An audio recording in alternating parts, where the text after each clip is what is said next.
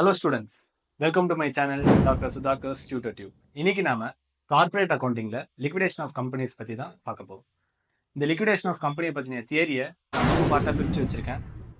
What, when, by whom. அதாவது லிக்விடேஷன்னா என்ன, லிக்விடேஷன்ன்ற ப்ராசஸ் எப்போ நடக்கும், அது யாரால நடத்தப்படுது அப்படின்ற 3 பார்ட்டா பிரிச்சு வச்சிருக்கேன். ஸோ இந்த மாதிரி பார்ட்டாக பார்க்கறதுனால உங்களுக்கு அந்த தியரிட்டிக்கல் ஆஸ்பெக்டை புரிஞ்சுக்கிறதுக்கு கொஞ்சம் ஈஸியாக இருக்கும். So first of all liquidation of கம்பெனியோடைய மீனிங் என்னன்றதை பார்த்துடலாம். லிக்விடேஷன் அப்படின்றது இன்னொரு மீனிங் என்னன்னு பார்த்தீங்கன்னா வைண்டிங் அப். அதாவது நல்லா ரன் பண்ணிட்டு இருக்க ஒரு கம்பெனியை ஒரு முடிவுக்கு கொண்டு வருது. அது ரன் ஆயிட்டு இருக்க அந்த ப்ராசஸ் எல்லாமே ஒரு முடிவுக்கு கொண்டு வருது. சுலபமா சொல்லணும்னா கம்பெனி இழுத்து மூடுறது. இந்த லிக்விடேஷன் ப்ராசஸ் அப்படின்றது ஒருத்தரால நடத்தப்படுறது கிடையாது. It is winding up by many persons. அந்த மெனி பர்சன்ஸ் யாருன்றத நம்ம நெக்ஸ்ட் பார்க்கலாம். அடுத்தது இது எப்போ நடத்தப்படுது?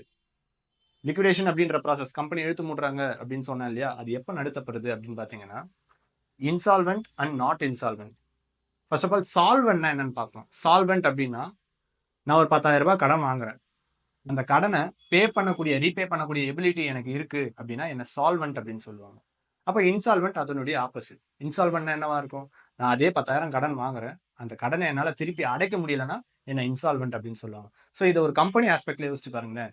ஒரு கம்பெனி ஒரு அமௌண்ட் கடனாக வாங்கியிருக்கு, அந்த கடனை திருப்பி செலுத்த முடியாத தகுதி இல்லாத பட்சத்தில் அந்த கம்பெனியை இழுத்து மூடுற சுச்சுவேஷன் ஏற்படுது. ஸோ அதுதான் இந்த இடத்துல இன்சால்வெண்ட் அப்படின்னு சொல்றாங்க. அப்போ லிக்விடேஷன் அப்படின்ற ப்ராசஸ் எப்போ ஏற்படுது அப்படின்னு பார்த்தீங்கன்னா அந்த கம்பெனி இன்சால்வெண்ட் ஆகும்போது. ரெண்டாவது என்னன்னு பார்த்தீங்கன்னா நாட் இன்சால்வெண்ட். இன்சால்வெண்ட்னா ஓகே, நாட் இன்சால்வெண்ட்னா என்ன? அதுக்கு அர்த்தம் சால்வெண்ட் அப்படின்னு தானே அர்த்தம். சால்வெண்டா இருக்கிற கம்பெனி எதுக்காக இழுத்து மூடுறாங்க அப்படின்னு பார்த்தீங்கன்னா ஒரு கம்பெனி நல்லாவே ரன் ஆயிட்டு இருக்கு, அதோட ஃபினான்ஷியல் பொசிஷன் நல்லா சவுண்டா இருக்கு, அப்படி இருந்தாலுமே அந்த கம்பெனியை மூடுறாங்க அப்படின்னா அது அந்த கம்பெனியோட மெம்பர்ஸால தான். எதனால அப்படின்னு பார்த்தீங்கன்னா அந்த கம்பெனியோட அப்ஜெக்டிவை எக்ஸ்டெண்ட் பண்றதுக்காகவும் இல்லை அந்த கம்பெனியை அமால்கமேட் பண்ணி புதுசாக இன்னொரு கம்பெனியை தொடங்குறதுக்காகவும் தான் இந்த கம்பெனி நல்லா ஓடிட்டு இருக்கும் போதும் அந்த ப்ராசஸை பண்றது. அடுத்தது இந்த லிக்விடேஷன் அப்படின்ற ப்ராசஸ் யாரால நடத்தப்படுது அப்படின்னு பார்த்தீங்கன்னா இந்த லிக்விடேஷன் நார்மலா கம்பெனியை தானே லிக்விடேட் பண்றாங்க. அப்போ கம்பெனி சார்ந்தவங்க தானே அந்த கம்பெனியை லிக்விடேட் பண்ணோம் அப்படின்னு நீங்க நினைப்பீங்க. கிடையாது. அது ஒரு இன்டர்மீடியரி, லிக்விடேட்டர் அப்படின்ற இன்டர்மீடியரி வச்சு தான் அந்த கம்பெனியை லிக்விடேட் பண்ணுவாங்க. ஸோ இந்த லிக்விடேட்டர் யாரு? கம்பெனி ஓகே, அந்த கம்பெனியை நம்பி இருக்கக்கூடிய share holders, debenture holders, creditors இவங்கெல்லாம் ஓகே.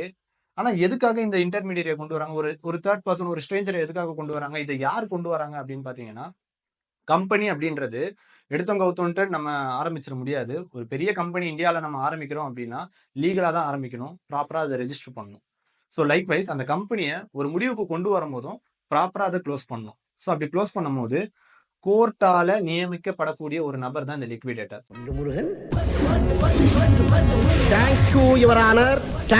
சரி, கோர்ட்டால என்ன பர்பஸ்க்கு இவரு லிக்விடேட்டர் அப்படின்றவரு நியமிக்கப்படுறாரு அப்படின்னு பாத்தீங்கன்னா அது ஒரு பாயிண்டா சொல்றேன். Selling the assets of the company. கம்பெனியை இழுத்து மூடுறதுக்காக அந்த ப்ராசஸ்க்காக ஒரு நடுநிலையாளராக இருந்து அந்த கம்பெனியோடைய அசெட்ஸ், அந்த கம்பெனிக்கு ஏகப்பட்ட சொத்துலாம் இருக்கும் இல்லையா, அந்த கம்பெனியோட சொத்தெல்லாம் விற்கிறாரு. என்ன பர்பஸ்க்காக அந்த சொத்தெல்லாம் விற்கிறாரு அப்படின்னு பார்த்தீங்கன்னா அந்த கம்பெனியை நம்பி ஏகப்பட்ட பீப்புள்ஸ் எங்கேஜ் ஆயிருப்பாங்க இல்லையா, விச் மீன்ஸ் நான் ஆல்ரெடி சொன்ன மாதிரி creditors, debenture holders, share holders இந்த மாதிரிலாம் இருப்பாங்க இல்லையா. ஸோ அவங்களுக்கு எல்லாம் ரீபே பண்ணணும். ஏன்னா அந்த கம்பெனில அவங்களுடைய பணத்தை இன்வெஸ்ட் பண்ணியிருப்பாங்க இல்லையா, அவங்களுக்குலாம் நம்ம ரீபே பண்ணணும். அதுதான் இந்த இடத்துல பே ஆஃப் இட்ஸ் லயபிலிட்டி அப்படின்னு சொல்லியிருக்காங்க. அடுத்த பாயிண்ட் பார்த்தீங்கன்னா இஃப் டெபிசிட். டெபிசிட்னா என்னன்னு பார்த்தீங்கன்னா கம்பெனி தன்னுடைய சொத்தெல்லாம் வித்து முடிச்சு இந்த லயபிலிட்டி எல்லாம் கொடுத்து முடிச்சிட்டாங்க அப்படின்ற பட்சத்துல இந்த சொத்தெல்லாம் வித்து இந்த லயபிலிட்டியா பே ஆஃப் பண்றாங்க. அப்படி பே ஆஃப் பண்ற பட்சத்துல அவங்களுக்கு இன்னும் கொஞ்சம் பணம் தேவைப்படுது. சொத்து ஒரு லட்சம் இருக்கு, லயபிலிட்டி வந்து 1,10,000 இருக்கு. சொத்து வித்தது போக 1 லட்சம் தான் இருக்கு, லயபிலிட்டி 1,10,000 எக்ஸ்ட்ரா இருக்கு. அப்படின்ற பட்சத்துல அந்த சுச்சுவேஷன் தான் என்னன்னு சொல்லுவாங்கன்னா டெபிசிட் அப்படின்னு சொல்லுவாங்க. நம்ம கிட்ட இன்னும் பணம் பற்றாக்குறையா இருக்கு கம்பெனி கிட்ட. ஸோ அப்போ என்ன சுச்சுவேஷன் நடக்கும் அப்படின்னு பார்த்தீங்கன்னா கம்பெனியில ஷேர் ஹோல்டர்ஸ், கான்ட்ரிபியூட்டர்ஸ்னா ஒன்றும் இல்லை, இப்போ இருக்கக்கூடிய ரீசெண்ட் டேர்ம் தான் ஷேர் ஹோல்டர்ஸோடைய ரீசெண்ட் டேர்ம் தான் கான்ட்ரிபியூட்டர்ஸ் அப்படின்னு சொல்றாங்க. அந்த கான்ட்ரிபியூட்டர்ஸ், கிரெடிட்டர்ஸ் தான் இருக்காங்க இல்லையா, அவங்களுடைய அன்பெய்டு அமௌண்ட், கம்பெனிக்கு அவங்க தர வேண்டிய அன்பெய்டு அமௌண்ட்டை அவங்க கிட்ட கேட்பாங்க. அப்படி அவங்க கிட்ட அவங்க கொடுக்க வேண்டிய அமௌண்ட் எல்லாம் கம்பெனி வாங்கி அந்த தர வேண்டிய அந்த டெபிசிட் அமௌண்ட் இருக்கும் இல்லையா, அதெல்லாம் ஈடு கட்டிடும். ரெண்டாவது சுச்சுவேஷன் இஃப் சர்ப்ளஸ். டெபிசிட்டோடைய ஆப்போசிட் சர்ப்ளஸ். அதே தான், கம்பெனி தன்னுடைய சொத்தெல்லாம் விற்று முடிச்சு அவங்களுடைய லயபிலிட்டிஸை பே பண்றாங்க. பே பண்ணி கொஞ்சம் பணம் அவங்க கிட்ட எக்ஸஸ் இருக்கு, கம்பெனி கிட்ட கொஞ்சம் பணம் எக்ஸஸ் இருக்குது அப்படின்ற சுச்சுவேஷனை தான் சர்ப்ளஸ்ன்றாங்க. லிக்விடேஷன் நடக்கும்போது அந்த சர்ப்ளஸ் பணத்தை கம்பெனி வச்சுக்க முடியாது. அப்ப என்ன பண்ணும் அந்த பணத்தை அப்படின்னு பாத்தீங்கன்னா, அவங்களுடைய கம்பெனில இருக்கக்கூடிய கான்ட்ரிபியூட்டர்ஸ், நான் ஆல்ரெடி சொன்ன கான்ட்ரிபியூட்டர்ஸ் அப்படின்றது ஷேர் ஹோல்டர்ஸ் உடைய மாடர்ன் டெர்மினாலஜி. ஸோ அந்த கான்ட்ரிபியூட்டர்ஸ்க்கு கம்பெனில அந்த கான்ட்ரிபியூட்டர்ஸ்க்கு இருக்கக்கூடிய ரைட்ஸ்க்கு ஏத்த மாதிரி பிரிச்சு கொடுத்துருவாங்க. இந்த சர்ப்ளஸ் அமௌண்ட்டை அவங்களுடைய ரைட்ஸ்க்கு ஏத்த மாதிரி பிரிச்சு கொடுத்துருவாங்க. ஸோ இப்ப நீங்க இங்க இருந்து பார்த்தது எல்லாமே கம்பெனி அவங்களுடைய அசெட்ஸை விற்கிறது, அந்த வித்து அந்த லைபிலிட்டியை கொடுக்கறது, நெக்ஸ்ட் டெபிசிட், சர்ப்ளஸ், இதெல்லாம் பாத்தீங்கன்னா ஒரு process, step by step procedure. ஆக்சுவலா லிக்விடேஷன் அப்படின்றது ஒரு ப்ராசஸ் தான். இந்த ப்ராசஸ் தான் எதுக்காக நடக்குது அப்படின்னு நீங்க பாத்தீங்கன்னா, ஃபைனலா இந்த பாயிண்ட்டுக்காக தான்.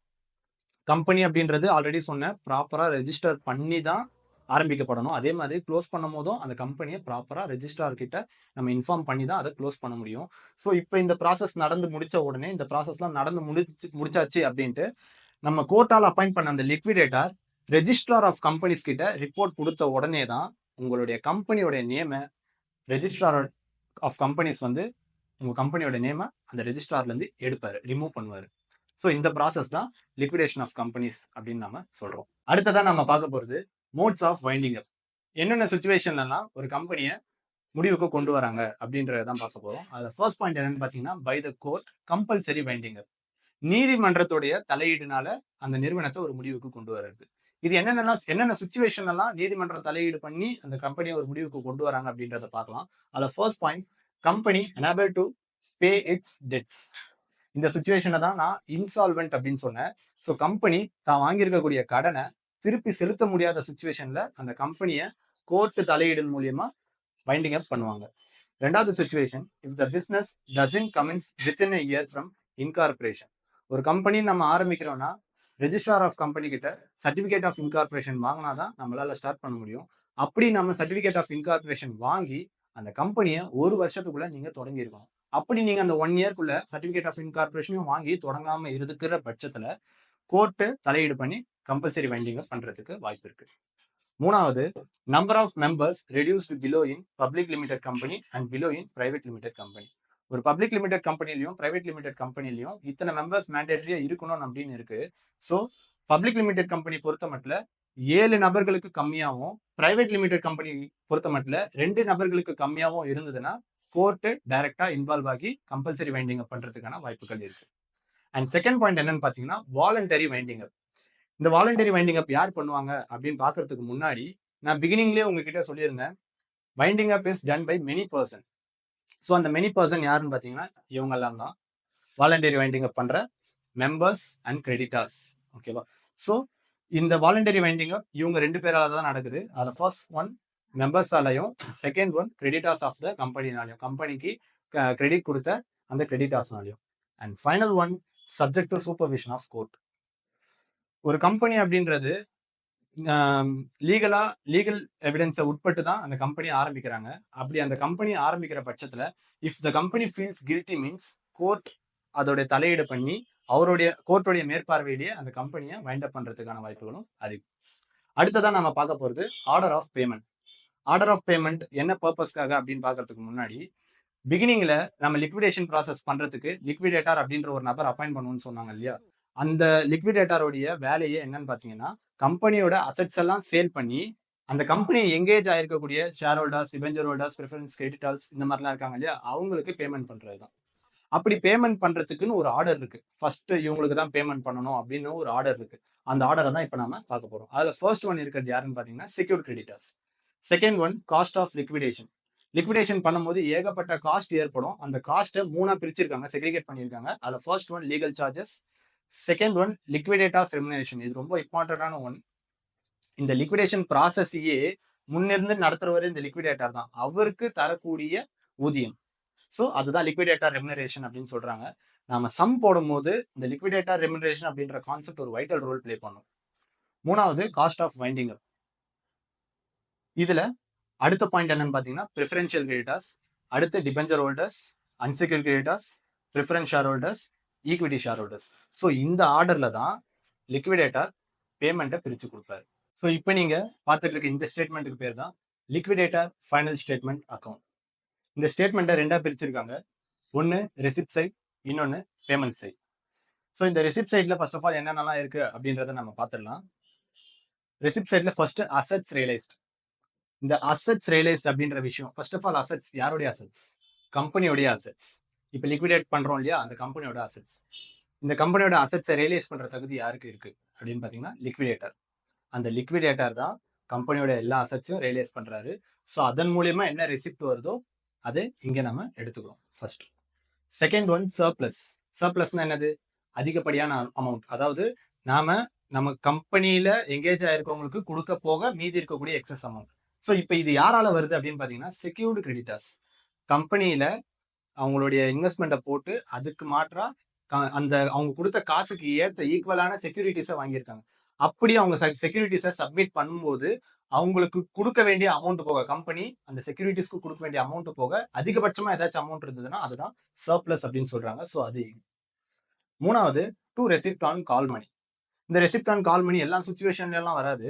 சப்போஸ் கம்பெனியில ஷேர் வாங்கின ஷேர் ஹோல்டர்ஸ் தங்களுடைய அமௌண்ட் லிக்விடேஷன் அப்போ அவங்க ஏதாச்சும் பேமெண்ட் பாக்கி வச்சிருந்தாங்க, அவங்க வாங்கின ஷேருக்கு ஏதாச்சும் அமௌண்ட் பாக்கி வச்சிருந்தாங்க அப்படின்னா அந்த பாக்கி வச்சிருக்கக்கூடிய அமௌண்ட்டை தான் கால் மணின்னு சொல்லுவாங்க. அப்படி அந்த கால் மணியோட காசை நம்ம ரிசீவ் பண்ணோம்னா அதுதான் ரிசிப்ட் ஆன் கால் மணி அப்படின்னு சொல்லுவாங்க. ஸோ இது 3 பார்ட்டும் என்ன டிஃபைன் பண்ணுது அப்படின்னா, கம்பெனி வைண்ட் அப் பண்ணும்போது அந்த கம்பெனி சார்ந்த சொத்துக்களை எல்லாமே ரியலைஸ் பண்ணி அந்த கம்பெனியோட டோட்டல் சொத்து மதிப்பு எவ்வளவோ அதை நாம இங்க காட்டுறோம். ஸோ இப்போ அந்த கம்பெனியோட சொத்து மதிப்பை வச்சு நம்ம அடுத்ததா என்ன பண்ணுவோம்னா பேமெண்ட்ஸ் பண்ணுவோம். அந்த பேமெண்ட்ஸோடைய ஆர்டரை தான் நம்ம லாஸ்டா பார்த்தோம். ஸோ அந்த பேமெண்ட்ஸ் அதே ஆர்டர்ல தான், அதே ஆர்டர்ல தான் இருக்கும். பார்த்தீங்கன்னா உங்களுக்கே தெரியும். ஃபர்ஸ்ட் ஆஃப் ஆல் இந்த கம்பெனியோட சொத்தெல்லாம் ரியலைஸ் பண்ணி செக்யூரிட்டி கிரெடிட்டர்ஸ் கொடுக்குறாங்க. அடுத்து பை லீகல் சார்ஜஸ் பண்றாங்க. அப்புறம் லிக்விடேட்டர் ரெமுனரேஷன். இந்த பாயிண்ட் ரொம்ப ரொம்ப இம்பார்ட்டன்டான பாயிண்ட். ஸோ இப்போ இந்த ஒட்டுமொத்த ஸ்டேட்மெண்ட் ஒரு 10 மார்க்ஸ் அம்மா கேட்கலாம். பர்டிகுலரா இந்த ஏரியா மட்டும். ஸோ இந்த ஏரியாவை மட்டும் ஒரு 5 மார்க்ஸ் அம்மா கேட்கலாம். இதான் பாடி ஆஃப் த சம்னே வச்சுக்கலாம். ஸோ அந்த மாதிரி அந்த அளவுக்கு இது அவ்வளோ வைட்டல் ரோல் பிளே பண்ணும்.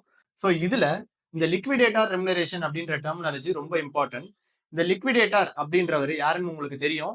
ஸோ கம்பெனியோட அசெட்ஸை ரியலைஸ் பண்ணி பேமெண்ட் கொடுக்குற இடத்துல இருக்க இவர் இந்த இன்டர்மீடியருக்கு எப்படி ரெமுனரேஷன் போகுது அப்படின்னு பாத்தீங்கன்னா இந்த ஃபாலோயிங் வேஸ்ல தான். அதுல ஃபர்ஸ்ட் பாயிண்ட் என்னன்னு பாத்தீங்கன்னா அசெட்ஸ் ரியலைஸ்ட். இந்த அசெட்ஸ் ரியலைஸ்ட திருப்பி மென்ஷன் பண்ணிடுறேன். கம்பெனி தன்னுடைய கம்பெனிக்காக ஏகப்பட்ட சொத்துக்களை வாங்கி வச்சிருக்கும். அது எவ்வளோ ப்ரீவியஸ் இயர்ஸ் முன்னாடியில இருந்தே வாங்கி வச்சிருப்பாங்க. அப்போ அது வாங்கி போடும்போது அதுக்கு ஏகப்பட்ட வேல்யூ இருந்திருக்கும். இப்போ நம்ம கரண்டா அதை ரியலைஸ் பண்ணும்போது, ரியலைஸ் இந்த சென்ஸ் இப்போ அதை நம்ம விற்கும் போது அதோடைய மார்க்கெட் வேல்யூ வேறையா இருக்கும். ஸோ அப்படி இருக்கிற பட்சத்துல அப்ப இருக்க வேல்யூக்கும் இப்ப இருக்க வேல்யூக்கும் டிஃபரன்ஸ் பார்த்து அந்த கம்பெனியோட சொத்துக்கள் எல்லாம் விற்கிறது தான் அசெட்ஸ் ரியலைஸ்டு அப்படின்னு சொல்லுவாங்க. ஸோ இந்த அசெட்ஸ் ரியலைஸ்டு இது எங்க இருக்குன்னு பாத்தீங்கன்னா ஆக்சுவலா ரெசிப்ட் சைட்ல இருக்கு.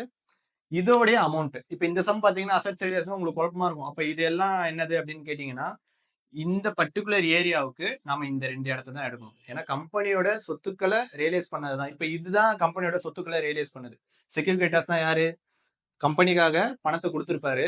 அப்ப அந்த பணத்துக்கு மாற்றா கம்பெனியோடைய செக்யூரிட்டி எடுத்திருப்பாரு. விச் மீன்ஸ் கம்பெனியோட அசெட். அப்ப இந்த இடத்துல அசெட்ஸ் இன்வால்வ் ஆயிருக்கு. ஸோ அதனாலதான் இந்த 2 இடத்த எடுக்கும். இல்ல இப்ப இது அவைலபிளா இல்ல அப்படின்ற பட்சத்துல நம்ம வெறுமனே அசெட்ஸ் ரியலைஸ்ட் மட்டும் இந்த இடத்துல எடுத்துக்கலாம். ஓகேங்களா? அப்ப ரெசிப்ட் ஆஃப் கால் மணி வராதான்னு கேட்டீங்கன்னா இந்த இடத்துல ரெசிப்ட் ஆஃப் கால் மணி வராது. கால்குலேஷனுக்கு அந்த இடத்துல எடுத்துக்க மாட்டோம். ஏன்னா இது அசெட் சம்பந்தப்பட்ட விஷயம் கிடையாது. ஸோ ஆன் அசெட்ஸ் ரியலைஸ்ட்ல ஒரு குறிப்பிட்ட பர்சன்டேஜ நாம இந்த லிக்விடேட்டருக்கு ரெமுனரேஷனா கொடுக்குற மாதிரி இருக்கும். Second point, on preferential creditors.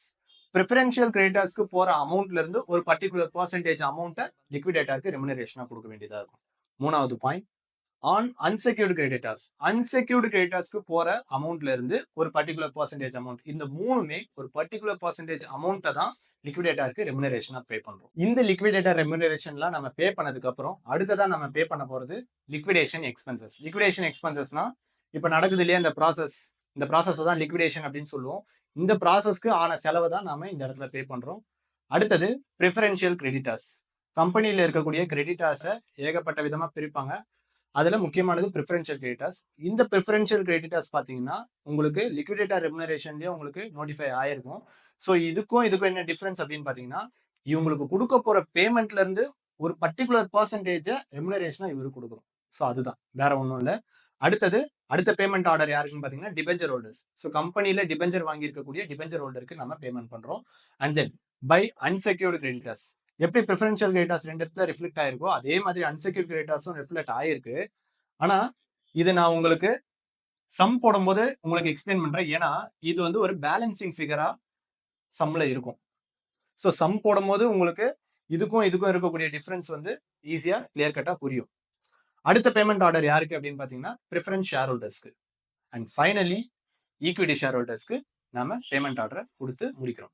So இந்த வீடியோல உங்களுக்கு ஏதாச்சும் டவுட்ஸ் இருந்ததுன்னா மறக்காம கமெண்ட் பாக்ஸ்ல கேளுங்க. நான் என்னுடைய அடுத்தடுத்த வீடியோஸ்ல உங்களுக்கு நான் கிளியர் பண்றேன். இந்த வீடியோ உங்களுக்கு பிடிச்சிருந்ததுன்னா லைக் பண்ணுங்க, ஷேர் பண்ணுங்க, மறக்காம நம்ம சேனலை சப்ஸ்கிரைப் பண்ணிடுங்க. தேங்க்யூ.